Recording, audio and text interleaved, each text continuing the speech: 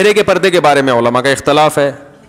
امام ابو حنیفہ رحمہ اللہ کی رائے یہ کہ چہرے کا پردہ فرض نہیں ہے. امام شافعی اور امام احمد بن حنبل کی رائے یہ کہ چہرے کا پردہ بھی فرض ہے. بالکل ایسے ہی وہ کہتے ہیں اس میں بھی سرے سے کوئی آپشن عورت کے پاس ہے ہی نہیں. وہ چہرہ لازمی ہر قیمت پہ اس نے چھپانا ہے, اس میں گنجائش کا پہلو نہیں ہے. جیسے سر کے بال چھپانے ایسے چہرہ بھی چھپانا. دیکھیں عورت کا جو پردہ ہے نا, ایک ہے بیسک پردہ بنیادی جو ہر عورت نے کرنا ہی کرنا ہے. وہ کیا ہے کہ پورا جسم چھپا ہوا ہو سوائے چہرے اور ہاتھ کے. یہ تو پوری امت کا اجماع ہے کہ اتنا پردہ تو عورت نے, بولو بھائی, کرنا ہی کرنا ہے. اس میں کسی کا اختلاف نہیں ہے. بال نہیں کھول سکتی, کلائیاں نہیں کھول سکتی, پنڈلیاں نہیں کھول سکتی, پاؤں, چہرہ اور ہاتھ. یہاں تک سمجھ میں آئی بات؟ یعنی یہ تو اس کا تو آپشن ہے ہی نہیں سر کے بال کھولنے کا یا سر سے چادر ہٹ جائے. دوسرا ہے چہرے کا پردہ. تو چہرے کے پردے کے بارے میں علماء کا اختلاف ہے. امام ابو حنیفہ رحمہ اللہ کی رائے یہ کہ چہرے کا پردہ فرض نہیں ہے. امام شافعی اور امام احمد بن حنبل کی رائے یہ کہ چہرے کا پردہ بھی فرض ہے. بالکل ایسے ہی وہ کہتے ہیں اس میں بھی سرے سے کوئی آپشن عورت کے پاس ہے ہی نہیں. وہ چہرہ لازمی ہر قیمت پہ اس نے چھپانا ہے, اس میں گنجائش کا پہلو نہیں ہے. جیسے سر کے بال چھپانے ایسے چہرہ بھی چھپانا. امام حنیفہ کی جو اصل رائے ہے وہ یہی ہے کہ چہرے کا پردہ فرض نہیں ہے اصل کے اعتبار سے. تو چہرے کا پردہ جو فرض ہے وہ جہاں فتنے کا خوف ہوگا تو وہاں فرض ہوگا, جہاں فتنے کا خوف نہیں ہے وہاں فرض نہیں ہے. فتنے کا خوف ہو پھر بھی فرض نہیں ہے, ایسی کسی فقیہ کی رائے نہیں ہے. کیونکہ قرآن مجید کی جو آیت ہے نا, یدنین علیہن من جلابیبہن, جب گھر سے باہر نکلو تو اپنے اوپر چادریں ڈال لیا کرو, تو ظاہر اس میں چہرہ بھی آئے گا. تو وہ فتنے کے خوف ہی کے موقع پر اللہ نے فرمایا. تو جہاں بھی فتنے کی نوعیت چاہے کسی بھی نوعیت کی ہو, تو اس پر علماء کہتے ہیں کہ جوان عورت کے چہرے میں فتنے کا خوف بہرحال موجود ہے. سارے تو مسائل چہرے ہی سے پیدا ہوتے ہیں نا, تو اس لیے فتنے کی وجہ سے چہرے کے چھپانے کا حکم دیا جائے گا. اور فتویٰ اسی پر ہے کہ اگر کوئی جوان عورت چہرہ نہیں چھپاتی تو وہ گناہ گار ہوگی. امام حنیفہ کا جو قول ہے نا چہرہ فرض نہیں ہے, وہ اس صورت میں کہ جب فتنے کا خوف نہ ہو. یعنی یہ اس میں ایک نرم پہلو نکلتا ہے کہ بعض دفعہ ضرورت ہوتی ہے چہرہ کھولنے کی, بعض دفعہ خوف ہی نہیں ہوتا بالکل بھی. تو اب متاخرین حنفیہ کا فتویٰ اسی پر ہے, اور اسی پر تقریباً سارے علماء جو فقہ حنفی کو فالو کرنے والے ہیں سب متفق ہو چکے ہیں. اور آج سے نہیں, آج سے 700-800 سال پہلے یہ فتویٰ دیا جا چکا ہے کہ اب عورت کو چہرہ کھولنے کی اجازت نہیں ہے, کیونکہ نبی صلی اللہ علیہ وسلم کے دور میں باندیاں ہوتی تھیں, بیویاں بہت کثرت سے, تو حلال اتنا زیادہ ملتا تھا کہ حرام کی طرف لوگوں کے قدم نہیں جاتے تھے, اور وہ مواقع بھی نہیں تھے برائی کے. اب حلال میں پابندیاں لگ گئی ہیں اور حرام, تو اب لوگوں کی نظر اتنی صاف نہیں ہے. اب کوئی جوان عورت جائے گی تو بہت زیادہ امکان ہے کہ لوگ بری نیت سے اس کو دیکھیں گے. تو اس لیے عورت پر چہرہ چھپانا اس زمانے میں فرض ہے. بات آئی سمجھ میں؟ تو یہ تو ہو گیا. لیکن اس میں چونکہ اختلاف ہے اور ایک پہلو نکلتا ہے, تو جہاں شدید مجبوری ہوگی تو وہاں گنجائش دی جائے گی.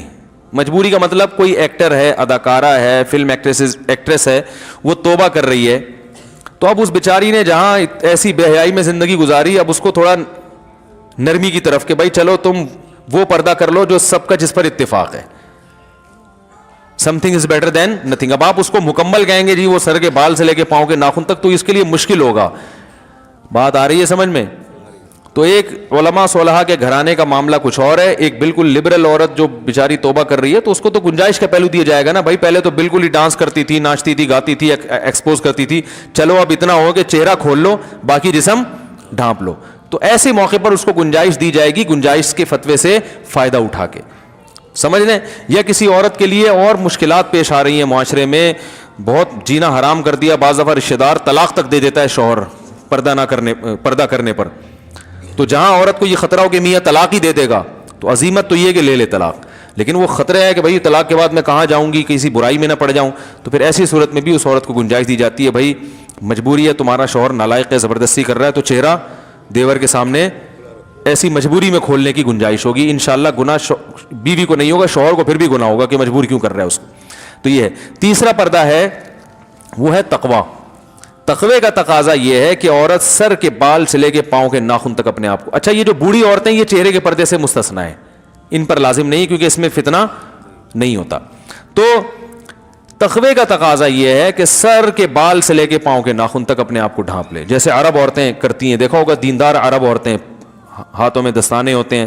بعض حضرات یہ بھی کہتے ہیں اتنا پردہ اسلام میں نہیں ہے, پورا جن بنا دیا اس کو, ایسا یہ غلط ہے. اسلام نے پردے کو اپریشیٹ کیا. جتنا زیادہ اپنی مرضی سے عورت پردہ کرے گی اتنا زیادہ پسندیدہ ہے. صحابیات میں مخدرات بھی ہوا کرتی تھیں. مخدرات کہتے ہیں وہ عورتیں جن کے جسم کے کپڑے پر بھی کسی کی نظر نہیں پڑتی تھی, اتنا اپنے آپ کو مردوں سے چھپاتی تھی. تو اسلام نے عورت جتنا زیادہ پردہ کرے گی اس کو اپریشیٹ کیا ہے. ہاں بشرطے کہ اس سے ضروری کاموں میں حرج نہ ہو رہا ہو. اب جوائنٹ فیملی میں بہو صاحبہ نے مخدرات میں شامل کر کے دروازہ بند کر کے کنڈی لگا دی کہ دیور کی میرے کپڑوں پہ بھی نظر نہیں پڑنی چاہیے, تو یہ تقوی کی یہ مقام تو حاصل ہو گیا, لیکن روٹیاں کون پکائے گا بھائی, گھر کا کام کون کرے گا ہے, یا جو بھی گھر کے کام کاج ہیں جو سب نے مل بانٹ کے کرنے ہیں وہ تو ایسے موقع پر اس کو کہا جائے گا بھائی چہرے کا پردہ کریں آپ. باقی جتنا پردہ کام کاج کے دوران اگر کچھ تھوڑی بہت کلائیاں کھل جاتی ہیں یا ہاتھ کھل جاتے ہیں وہ معاف ہیں. امام ابو یوسف رحمہ اللہ سے صراحتاً منقول ہے کہ جوائنٹ فیملی میں اگر گھر چھوٹا ہو, عورت برتن دھوتے ہوئے اس کی کلائی کھل جائے اور دیور کی نظر کلائی پہ پڑ جائے تو انشاءاللہ گناہ نہیں ہوگا, کیونکہ اس سے بچنا بہت مشکل ہے نا. آستین پوری یوں کر کے وہ برتن دھوئے گی تو آستینیں گیلی ہوتی ہیں, تو تھوڑا بہت اس کو آستینیں چڑھانی پڑتی ہیں, احتیاط کے باوجود بعض دفعہ نظر پڑ جاتی ہے. ہمارے یہ بھی فرمایا کرتے تھے عورت جوائنٹ فیملی میں پردہ کرے, چہرہ چھپائے, لیکن اگر بے احتیاطی میں چہرے پہ دیور کی نظر نہ چاہتے ہوئے غلطی سے پڑ جاتی ہے تو کوئی بات نہیں, معاف ہے. کیونکہ اب گھر میں رہتے ہوئے اتنی بے احتیاطی ہو جاتی ہے, اس میں زیادہ مسئلہ کھڑا کریں گے تو گھر کا ماحول خراب ہوتا ہے. تو پردہ کرے چہرے کا, لیکن اگر کبھی غلطی سے بے احتیاطی ہو جائے تو انشاءاللہ معافی ہے. لیکن میں آپ کو ایک بات بتاؤں, جو محتاط لوگ ہیں نا, ہمارے ایسے بہت سے اساتذہ ہیں جن کے گھروں میں کئی بھائی ہیں ماشاءاللہ, بیویاں بھی ساتھ رہتی ہیں, وہ کہتے ہیں 10 سال ہو گئے ہم جوائنٹ فیملی میں کبھی ہماری نظر اپنی بھابھی پہ نہیں پڑی. وہ بتاتے ہیں کہنے غلطی سے بھی نہیں پڑی. تو تمیز اگر ایک دفعہ مارکیٹ میں آ جائے نا تو وہ ایسا غلطی سے بھی ہوتا نہیں, لیکن بہرحال ہو جائے تو معاف ہے. یار ہم تو 10 سال سے رہ رہے ہیں کبھی نظر بھی نہیں پڑی, اکٹھے رہ رہے ہیں نہیں پڑی. تو وجہ اس کی ہے کہ ان کو پتا ہوتا ہے بھائی بیگم آ رہی ہے یا بھابھی ہے, بھابھی آ رہی ہے تو نظر وہ خود ہی نیچے کر لیتے ہیں. بھائی ٹھیک ہے انہوں نے کھانا رکھا چلی گئی, نظر پہلے سے نیچے. جو جس کی نگاہیں خراب ہوتی ہیں نا وہ پہلے دروازے پہ یوں کر کے دیکھ رہا ہوتا ہے, آنے تو دو, پہلے دیکھوں گا میری بیگم ہے یا بھابھی آ رہی ہے, آنے دو. آئے گا اچھی طرح مطالعہ کرے گا, پھر کہے گا بھائی اسلام میں اچھا نہیں ہے. اور جو تقوی والا آدمی ہوتا ہے وہ نظر ریچھ ہی کرتا ہے, وہ کہتا ہے اگر بیگم ہوگی تو خود ہی منہ سے بول دے گی نا کہ میں بیگم ہوں, تو نیچے رکھو وہ نظر. جب وہ کھانا لے کر آ رہی ہے کچن کے کھٹ پٹ سے اندازہ ہو گیا بھابھی کھانا لگا رہی ہے میرے لیے, تو بھائی پہلے سے نظر نیچے رکھ لو, وہ آئیں گی رکھ کے چلی جائیں گی, ٹھیک ہے نا. اور اگر بیگم ہے تو بیگم منہ سے خود ہی بول دے گی بھائی, بیگم تو ایسا بولتی ہے آپ کو پتا ہے اس کو چپ کرانا مشکل ہوتا ہے. بولے کہ بڑے شریف بن رہے ہو ہیں, وہ بولے گی نہیں, وہ ایسا بولے گی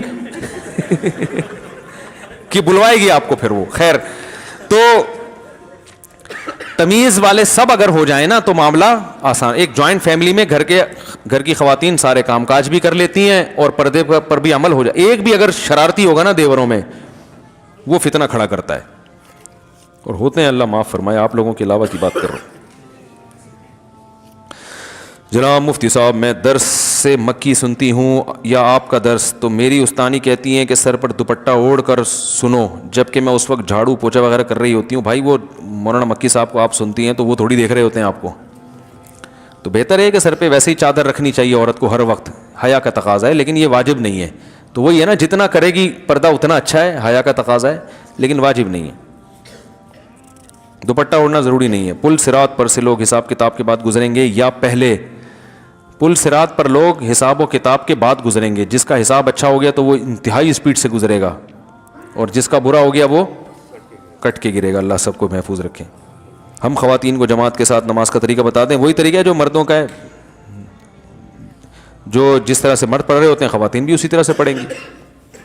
میرے گھر میں اور میرے شوہر اور 2 چھوٹے بچے رہتے ہیں, کوئی نامحرم نہیں ہے, کیا میں اپنے شوہر کے سامنے بھی دوپٹہ اوڑھ کر؟ نہیں بھائی, شوہر سے پردہ نہیں ہے.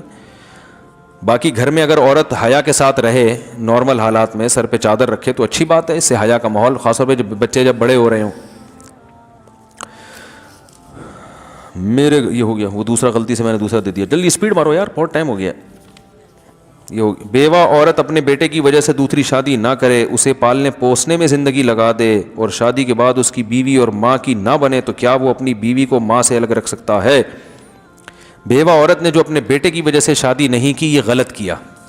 اس بارے میں ایک حدیث پیش کی جاتی ہے ابو داؤد کی, کہ جو عورت اپنے بچوں کی وجہ سے شادی نہیں کرے گی قیامت کے دن میرے ساتھ ہوگی. یہ حدیث صحیح نہیں ہے اور دوسری نصوص کے خلاف بھی ہے.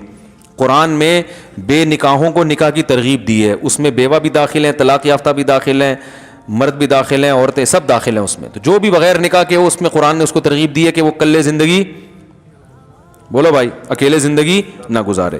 تو اور احادیث میں بھی. باقی اگر عورت کو یہ خطرہ ہے کہ میں نے اپنے بیٹے کی موجودگی میں کسی سے نکاح کیا تو میرے بیٹے پر ظلم ہو سکتا ہے, سوتیلا باپ, اس وجہ سے نہ کرے تو کسی عارضے کی وجہ سے کوئی نہ کرے تو وہ ایک الگ بات ہے. لیکن بہرحال عورت کو ترغیب یہی ہے. اب یہی ہوا ہے نا, انہوں نے خود شادی نہیں کی, ان کو شوہر نہیں ملا, مزید اولاد بھی نہیں ملی. مزید اولاد ہوتی, ان کا شوہر ہوتا تو آج شوہر پال رہا ہوتا. اولاد ہوتی, یہ والا نالائق ہوتا تو دوسری, ایک بہو نالائق ہوتی, دوسری لائق ہوتی. اتنے بچے پیدا کرو ہول سیل کے حساب سے کہ اسپیئر میں 2-4 بگڑنے کے لیے بھی رکھو. حقیقت بتا رہا ہوں, 1-2 ہی اور بگڑ گئے تو زندگی برباد ہو گئی نا. میرے پاس آتی ہیں بعض بوڑھی عورتیں, ایک ہی بیٹا ہے, بہو نے اس کو یرغمال بنایا ہوا ہے, وہ زندگی بیچاروں کی عذاب گزر رہی ہوتی ہے. میں ان کو یہ کہتا تو نہیں کہ آپ نسل روکنے کا عذاب ہے, کیونکہ اور بیچاری پریشان ہو جائیں گی. بعض دفعہ قدرت کی طرف سے بھی اولاد نہیں ملتی, لیکن آج کل تو خود سے روکی جا رہی ہے. اس کا پھر خمیازہ بھگتنا پڑتا ہے بڑھاپے میں, سمجھ رہے ہیں. تو ماں کی نہ بنے تو کیا, بیوی کو ماں سے الگ, ہاں ماں سے الگ رکھ سکتا ہے, لیکن ماں کے ساتھ جا کے پھر ٹائم زیادہ گزارا کرے تاکہ اس کو تنہائی محسوس نہ ہو. مفتی صاحب, شریعت کے مطابق حق مہر کتنا ہونا چاہیے؟ جو میاں بیوی میں آپس میں طے ہو جائے, اس میں شریعت نے کوئی پابندی نہیں لگائی ہے. مفتی صاحب آپ جمعے کا خطبہ بہت اچھا دیتے ہیں, آپ سے گزارش ہے کہ میں خطبہ ریکارڈ کروا دیں. جی انشاءاللہ بھائی, نوٹ کر لو, جمعے کا خطبہ ریکارڈ کرنا ہے. مفتی صاحب آپ نے جو گزشتہ جمعہ میں جو شرک پر بیان کیا, اس بیان سے کئی لوگوں نے غیر اللہ کو پکارنا اور ان سے مانگنا چھوڑ دیا. یہ رپورٹ پیش کی, انہوں نے مسئلہ نہیں پوچھا. مفتی صاحب وہ 70,000 کون لوگ ہیں جو بنا حساب کے جنت میں جائیں گے؟ حدیث میں آتا ہے جو تعویذ گنڈے نہیں کرتے تھے, رقیہ نہیں کرتے تھے اور اللہ پہ توکل کرتے تھے, ایسے 70,000 لوگ جنت میں جائیں گے. تو توہمات کی دنیا, تعویذ جائز ہے مگر عزیمت کے خلاف ہے. گنجائش ہونا الگ چیز ہوتی ہے. اعلیٰ درجے کا توکل یہ ہے کہ اپنے آپ کو, علامہ نووی رحمہ اللہ نے اس حدیث کی شرح میں لکھا ہے کہ جو جائز تعویذ ہے اس سے بھی بچائے انسان اپنے آپ. دعاؤں پہ فوکس کرے, دعا, جب کوئی کام بگڑ جائے تو اللہ سے دعا مانگے, بس یہ زیادہ بہتر ہے. عشاء کی, مفتی صاحب کیا خواتین آپ کو ویڈیو میں دیکھ سکتی ہیں اور کیا میں خواتین کو ویڈیو میں دیکھ سکتا ہوں؟ مجھے خواتین ویڈیو میں دیکھ سکتی ہیں نہیں دیکھ سکتی, میں کوئی الگ سے کوئی میرے لیے شرعی احکام نہیں ہے. یہ سوال یہ ہونا چاہیے کہ کسی مرد عالم کو خواتین ویڈیو میں دیکھ سکتی ہیں کہ نہیں دیکھ سکتی. احتیاط کا تقاضا تو یہی ہے کہ نہ دیکھیں, ویڈیو منیمائز کر کے, ان کو دیکھ کے کیا کرنا ہے بھائی, منیمائز کر کے صرف آڈیو سنیں. اور اگر کسی کو فتنے کا دور دور تک کوئی اندیشہ نہیں ہے, کوئی غلط خیال نہیں آ رہا ہے تو دیکھنا بھی جائز ہے. تو احتیاط کا پہلو یہ. اور اگر خدا نخواستہ کوئی فتنہ آ رہا ہے, کسی سے بھی آ سکتا ہے, وہ مجھ سے ضروری نہیں ہے, کوئی بھی عالم ہو فتنہ آ سکتا ہے, کوئی بھی کسی پہ لٹو ہو سکتا ہے. تو اگر ایسا لٹو مٹو ہونے کا چانس ہو رہا ہے تو بالکل حرام ہے دیکھنا, اپنے آپ کو فتنوں میں ڈالنا جائز نہیں ہے. پھر دین کے نام پہ شیطان جو ہے نا ورغلائے گا. اور آپ بھی خواتین کو بلا وجہ نہ دیکھیں. اگر کوئی ضرورت ہے کسی خاتون کو دیکھنے کی, جیسے فیمیل ٹیچر اس یونیورسٹی میں پڑھا رہی ہوتی ہے, مسلسل منہ نیچے کر کے پڑھنا ممکن ہوتا ہے, اور حکومت کو تو گناہ ملے گا کہ فیمیل میل کو کیوں پڑھا رہی ہے, لیکن اب سسٹم ایسا بنا ہوا ہے تو ایسی مجبوری میں دیکھ سکتے ہیں. اس میں بھی شرط یہ ہے کہ دل میں خیالات برے نہ آئیں, ٹھیک ہے نا. اپنی بہن سمجھ کے, امی سمجھ کے دیکھیں آپ ان کو, اور اس میں بھی حتی الامکان احتیاط کریں, کیونکہ ایسی موقع پہ ضرورت ہوتی ہے. انٹرویو دینے کہیں گئے ہیں تو فیمیل کوئی خاتون انٹرویو لے رہی ہوتی ہیں جاب, اب آپ منہ نیچے کر کے انٹرویو دیں گے, وہ نہیں, اچھا نہیں سمجھا جاتا اس کو. تو آپ بقدر ضرورت اس کی طرف دیکھ کے آپ انٹرویو دے سکتے ہیں اس کو. یہ کسی سے بات کرنی پڑ جائے, کبھی مجبوری میں دیکھنا پڑ جائے, تو بلا وجہ پھر ڈرامے فلمیں دیکھنا شروع کر دیں, یہ کہاں سے جائز ہے؟ تو کوئی ضرورت ہو تو ٹھیک ہے, ضرورت نہیں ہے تو ٹھیک نہیں ہے. اور اگر ضرورت ہو لیکن فساد کا خطرہ ہو, برے خیالات کا خطرہ ہو, تو یہ بالکل جائز نہیں ہے. اور خطرہ ہر آدمی کے لیے, کنواروں کو خطرے زیادہ ہوتے ہیں, میرڈ آدمی کے لیے خطرہ کم ہو جاتا ہے. تو یہ بھی فرق ہے اس میں. تو میں ہم چھڑے چھاٹوں کو تو قطعاً اجازت نہیں دیتے کہ وہ یوٹیوب پہ یا ادھر ادھر کسی اچھی نیت سے بھی آنٹی کو دیکھنے کی کوشش کریں. آپ اچھی نیت نہیں, آپ کا دماغ جو ہے نا کسی اور طرف جائے گا. عشاء کی نماز کے بعد 2 رکعت نفل یا سنت حضور صلی اللہ علیہ وسلم سے بیٹھ کر پڑھنا ثابت ہے یا نہیں؟ بہت سارے لوگ کرتے ہیں. بیٹھ کے پڑھنا ثابت ہے مگر آدھا ثواب ہے اس میں. کوئی بھی نوافل بیٹھ کے پڑھے جا سکتے ہیں، نبی صلی اللہ علیہ وسلم سے ثابت ہے، مگر آدھا ثواب ہے۔ کیا حکیم صاحب کے لیے جائز ہے کہ وہ ہر آنے والی عورت کی نبض ہاتھ پکڑ کر دیکھیں اور درمیان میں کوئی حائل نہ ہو؟ نہیں، جائز نہیں ہے۔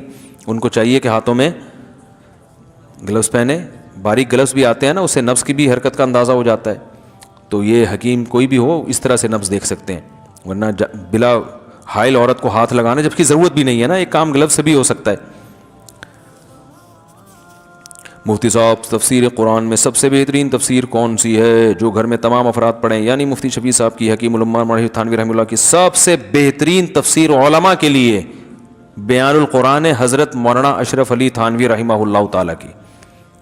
ابھی عصر کے بعد، مغرب کے بعد میں اس کا مطالعہ کر رہا تھا، تو میں ایک دوست بیٹھے ہوئے تھے، ان کو بتا رہا تھا یار یہ ایسی تفسیر، وہ قرآن کو حل کیا، اس میں زیادہ ادھر ادھر کی باتیں بھی نہیں ہیں، ٹو دا پوائنٹ بات ہوتی ہے، اور لیکن وہ علماء کے سمجھنے کی، عوام کے سمجھ میں ہے اردو میں، مگر پھر بھی وہ علماء کو سمجھنے کی ہے۔ عوام کے لیے معرف القرآن بھی ٹھیک ہے، اور ابھی حضرت مفتی تقی عثمانی صاحب کا جو آسان ترجمہ ہے وہ بہت آسان ہے، عوام کے سمجھنے کے لیے بہت اچھا ہے۔ بہت ساری تفسیریں، جو سب سے اچھی ہے میری نظر میں وہ میں بتا رہا ہوں۔ استاد جی، جمعے کے دن بیان کے بعد لوگ چلے جاتے ہیں اور سنتیں اکثر بھول جاتے ہیں، تو پلیز نصیحت کریں بھائی، سنتیں پڑھا کرو، سنتیں موقع ہیں۔ یہ مولانا طارق جمیل صاحب نے داڑھی پر کلر لگایا ہوا ہے، یا ٹھیک ہے، یا یہ ٹھیک ہے یا نہیں؟ وہ ویڈیو میں ان کی داڑھی کالی لگتی ہے، میں ان سے کئی دفعہ ملا ہوں، ان کی داڑھی پہ بلیک کلر نہیں ہے، براؤن کلر ہے۔ کیمرہ جو ہے نا کلر ہی چینج کر دیتا ہے، کیمرے کے تو اپنے کلر ہوتے ہیں نا، تو ان کی داڑھی بلیک نہیں ہے بلکہ تو براؤن کلر لگانا جائز ہے۔ کئی دفعہ ملا ہوں تو بالکل الگ کلر نظر آ رہا ہوتا ہے، جو کیمرے میں تو بلیک نا، ویسے جب ملو تو صاف پتہ چل رہا ہوتا ہے یہ بلیک کلر نہیں ہے، براؤن کلر ہے، تو کلر لگا سکتے ہیں، اور داڑھی کو رنگین بھی کر سکتے ہیں۔ آپ صلی اللہ علیہ وسلم نے حضرت ابو بکر کے والد کو جب دیکھا کہ سفید داڑھی ہے، تو آپ نے فرمایا کہ اس رنگ کو تبدیل کر دو، لیکن کالے رنگ سے بچو، تو آپ نے ترغیب دی۔ تو اور خاص طور پہ علماء کے لیے تو یہ اس لیے بھی اور زیادہ مستحب ہے کہ دیندار لوگوں کی اگر پرسنالٹی ایک زیادہ دیکھنے میں خوبصورت لگتے ہیں نا، تو بات اثر بھی انسان کی شخصیت کا بھی بڑا اثر پڑتا ہے۔ دیکھو تمام پیغمبر خوبصورت آئے ہیں، کوئی پیغمبر بصورت نہیں بھیجے اللہ نے، کیونکہ شکل و صورت کا بڑا اثر پڑتا ہے، یہ نیچر ہے انسان کی۔ گورے پتہ ہے کیا کہتے ہیں؟ خوبصورت لوگوں کا کامیاب ہونے کا چانس بصورتوں سے زیادہ ہے، ان کو لوگ جلدی قبول کر لیتے ہیں، حالانکہ اس کا عمل سے تعلق نہیں ہے، لیکن ایک انسانی نیچر ہے۔ تو اب کوئی بصورت ہے تو بھائی وہ دوسرے طریقے سے اعمال میں خوبصورتی پیدا کر کے اس کو پورا کر لے۔ قد چھوٹا ہے آپ کا، تو آپ اعمال ایسے کرو جن کا قد بہت اونچا ہو، تو اس طرح سے تلافی ہو سکتی ہے۔ قد بھی چھوٹا ہے، شکل بھی اچھی نہیں ہے، اعمال بھی ٹھیک نہیں ہے، باتیں بھی گندی ہیں، پھر معاشرے میں آپ بچپن میں کہتے تھے نا، کوئی الٹی سیدھی بات کرتے، ہم کہتے ہیں یار شکل اچھی نہیں ہے تو کم سے کم بات تو اچھی کر لیا کرو۔ چلو شکل تو اللہ نے بنانی، بات تو خود سوچ کے کر رہے ہو نا، یہ بڑا بچپن میں ملفوظ چلتا تھا۔ تو قدرت کی طرف سے ایک آزمائش ہے۔ وہ عبداللہ بن مسعود بہت دبلے پتلے تھے، چھوٹے قد تھے، پنڈلیاں اتنی باریک تھیں کہ شلوار تھوڑا نیچے رکھتے تھے تو پنڈلیاں نظر نہ آئیں، لیکن علم میں اتنا کمال پیدا کیا کہ حضرت عمر جو اونچے قد کے تھے نا، حضرت عمر کی تو بڑی پرسنالٹی تھی، جب کوفہ سے حضرت ابن مسعود چل کے آتے مدینہ، حضرت عمر ان کے استقبال میں کھڑے ہو جاتے تھے اور فرماتے ہیں کنیف ملیا علما، چھوٹے سے قد کا آدمی علم سے بھرا ہوا ہے، صحیح ہے نا، علم کے لحاظ سے اسپیس بہت ہے، علم سے بھرا ہوا ہے۔ تو اس طرح سے تلافی کرنی چاہیے، کیونکہ جو خوبصورت ہے اگرچہ اعمال اچھے بھی نہ ہوں، لیکن پھر بھی لوگ بعض دفعہ خوبصورتی کی وجہ سے اس سے محبت کر لیتے ہیں، تو اس کے پاس ایک آپشن ہے ٹھیک ہے نا۔ جو بیچارہ خوبصورت نہ ہو پھر اعمال بھی اچھے نہ ہوں، اس کی ناکامی کا چانس زیادہ ہوتا ہے، اور اگر اعمال اچھے کرے گا تو اللہ اس کی میں اگر خوبصورتی نہیں ہے تو اس کی بھی تلافی قیامت کے دن کر دے گا، اس کے نعم البدل عطا کرے گا اس کو قیامت کے دن۔ تو علماء کو چاہیے ویسے بھی اپنا پرسنالٹی کا بہت زیادہ خیال کریں تاکہ لوگوں پر ان کی بات زیادہ اثر کرے۔ سفر میں سنت نفل پڑھ سکتے ہیں یا نہیں؟ سفر بھائی کئی دفعہ بیان کر چکا ہوں، دو طرح کا ہوتا ہے، ایک ٹریول کرتے ہوئے آپ جا رہے ہیں، یہاں سے لاہور جا رہے ہیں ٹرین میں، تو ایسے موقع پہ تو صرف فجر کی 2 سنتیں پڑھیں اور وطر پڑھیں، باقی سنتیں چھوڑ دیں۔ لیکن اگر کہیں مقام پہ پہنچ چکے ہیں 12 دن کے لیے 10 دن کے لیے، تو ہیں تو مسافر لیکن وہ مشقت بالکل ختم ہو گئی ہے، تو اب وہاں پر سنت موقدہ ہی رہتی ہیں۔ حدیث میں جو نبی صلی اللہ علیہ وسلم سے سفر میں سنتیں چھوڑنا ثابت ہے وہ ٹریولنگ کے دوران والی روایات ہیں۔ کیا بچوں پر کوئی نام بھاری پڑتا ہے؟ کچھ نہیں بھاری پڑتا ہے، جو نام رکھو اچھا سا نام رکھو۔ مفتی صاحب بیان کے وقت کو تھوڑا مختصر کریں، لوگ بہت دور سے آتے ہیں مجھے دیتے ہیں، کون ہے بھائی یہ؟ ایک صاحب بولتے ہیں کہ آپ عالم نہیں ہیں، آپ کے پاس جو ڈگری ہے وہ جعلی ہے اور یہ بھائی جو مجھے عالم نہیں سمجھتا وہ بیان نہ سنے. کیا خیال ہے بھائی؟ بولنے پر تو کوئی بھی کچھ بھی بول سکتا ہے, گورنمنٹ کی طرف سے کوئی پابندی نہیں ہے, کوئی بھی کچھ بھی بول لے. آج کل سردی, انہوں نے جو ایسا الزام لگا رہے ہیں وہ ڈگری دیکھی ہے میری, انہوں نے جعلی ہے یہ اچھی ہے. آج کل سردی کے موسم میں اگر غسل فرض ہو جائے تو گیزر کی سہولت بھی نہیں ہے تو پھر کیا کریں؟ غسل کریں. نماز چھوڑنے کی اجازت نہیں ہے, رات کو پانی گرم کریں چولہے پہ تمیز سے اور نہائیں. فرض نماز چھوڑنے کی اجازت کسی قیمت پہ نہیں ہے. کچھ عرصے بعد میری شادی ہے, میں اگر آپ کو ولیمے میں دعوت دوں تو آپ تشریف لائیں گے؟ نہیں, ٹائم شارٹ ہے بھائی, ٹائم شارٹ چل رہا ہے مارکیٹ میں. اب میں دعوت میں جا کے نا پھر اتنا اپنے آپ کو برا بھلا کہتا ہوں, رات کو دیر سے کھانا, پھر دیر سے نیند, پھر بدعزمی, پھر ساری صبح کی ترتیب. ان کے تو دعوت ہو گئی اور ہمارا بیڑا غرق ہو گیا اس سے, ایسی کی تیسی ہو جاتی ہے, سارا دن خراب گزرتا ہے, سارے کام رہ جاتے ہیں. تو بھائی جس کو بڑی محبت ہے یا تو وہ دوپہر کا, اب پھر دوپہر کو لوگ بلانا شروع کر دیں گے, جس کو بہت محبت ہے وہ بس محبت کا ویسے اظہار کر دے. ہاں بعض دفعہ لوگ نکاح پڑھانا چاہتے ہیں مجھ سے, تو اس کا ہم جو ہے نا, وہ بہت سارے لوگ ہیں جو نکاح پڑھوانا چاہتے ہیں, تو نکاح پڑھوانے میں تو کوئی ٹائم لگتا نہیں ہے, تو اس کا ہم ایک ایسا ٹیکنیکل طریقہ بھی نکال رہے ہیں, آن لائن کوئی سسٹم بنا دیں گے کہ پوری دنیا میں, اور اس میں فائدہ یہ بھی ہوگا کہ بہت سے لوگ سادگی سے نکاح کرنا چاہتے ہیں.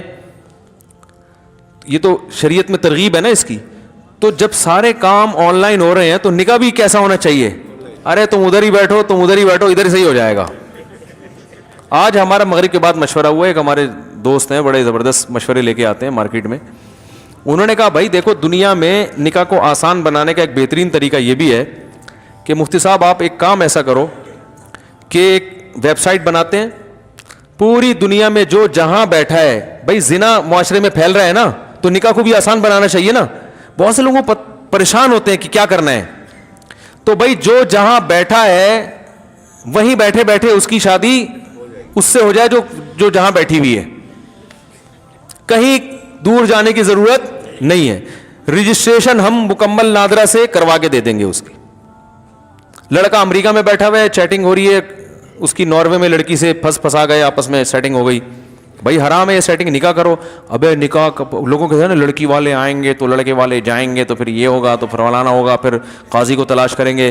بھائی آن لائن نکاح ہے, آپ اس کو بولو تم وہی ناروے میں بیٹھو, پہلے نکاح کر لو, پھر آپس کی انڈرسٹینڈنگ سے جو طے کر لو کہ بھائی کہاں جانا ہے, کہاں رہنا ہے, کیسے ملنا ہے. ہاں اس میں یہ ہوگا کہ اگر نو عمر لڑکیاں ہیں تو ان کے ابا کی بھی پرمیشن, وہ ہم ایسا نہیں کہ بچیوں کو باغی بنا دیں, اس کا خیال کریں گے ہم.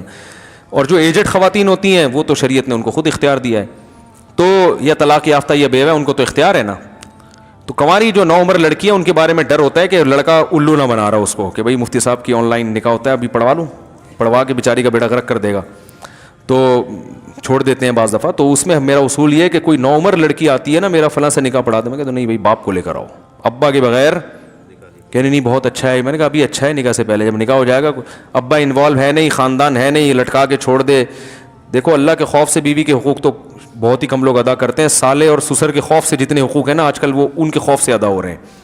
تو بھائی ابا کو لے کر آؤ. ہاں میچور لڑکی ہے وہ ایک الگ بات ہے, وہ اپنا اچھا برا سمجھتی ہے. جو نو عمر بچی ہیں وہ تو نہیں. تو ایسا سیٹ اپ انشاءاللہ ہم بنائیں گے کہ بھائی تم امریکہ میں بیٹھے رہو, تم جاپان میں بیٹھے رہو, اور ہم یہیں بیٹھے ہوئے ہوں گے, اور ایک LED لگا دیں گے. گواہ بھی ہم ہول سیل, ان کا کچھ کمیشن بھی رکھ لیں گے گواہوں کا. جب تمہیں فون کیا 50 روپے میں تمہیں یہاں پہنچنا ہے. سمجھ رہے ہو نا, جب بھی فون کیا جہاں بھی ہوگے, تاکہ آسان ہو نا, تو 50 روپے میں تمہیں یہاں, وہ کمیشن 50 یا 100 یا جو بھی وہ تو مشورہ کر لیں گے اس. اور نادرا مادرا کا بھی جو بھی حساب ہے وہ کسی کے ذمہ لگایا. تو جو مجھے مشورہ دے رہے تھے میں نے کہا پھر یہی بسم اللہ کر کے آپ ہی شروع کرو, بتاؤ نکاح میں پڑھاؤں گا, کیونکہ وہ تو لوگ دلچسپی لیتے ہیں نا کہ بھی مولانا صاحب پڑھائیں. تو اور یہ یہیں بیٹھے بیٹھے ہو جائے گا, آپ کا بھی ٹائم بچے گا اور ہمارا بھی. اب ہم جا رہے ہوتے ہیں لانڈی جا رہے ہیں نکاح پڑھانے کے لیے, راستے میں پھنس گئے. اپنی شادی میں اتنی ٹینشن نہیں ہوئی تھی جتنی لوگوں کی شادیوں میں ٹینشن ہوتی ہے یار. ہمیں اپنی تو ہم بڑے آرام سے ہو گئی تھی, کوئی تھا ہی نہیں.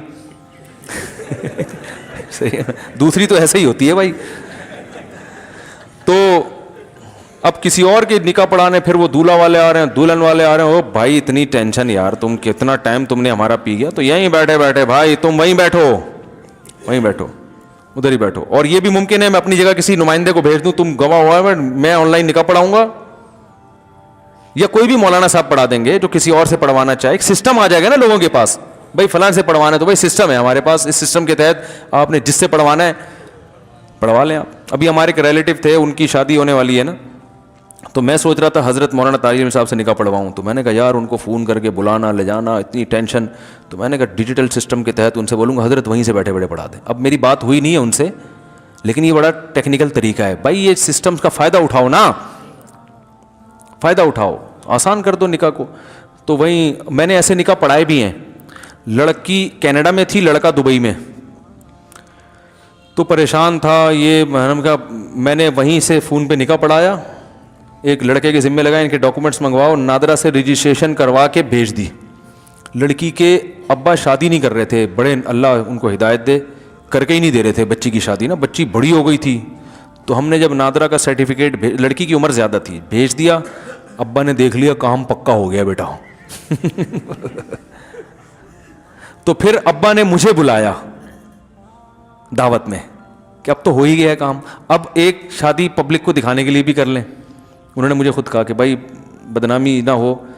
میں نے کہا حرکتیں ایسی نہ کیا کرو نا کہ بچیوں کی, یہ ان سے کہا تو نہیں, دل میں سوچ رہا تھا بچی کی عمر دیکھو کتنی ہو گئی ہے, کر ہی نہیں رہے, دلچسپی نہیں ہوتی بعض لوگوں کو, سب کی بات نہیں, بہت سے ایسے بھی ہوتے ہیں.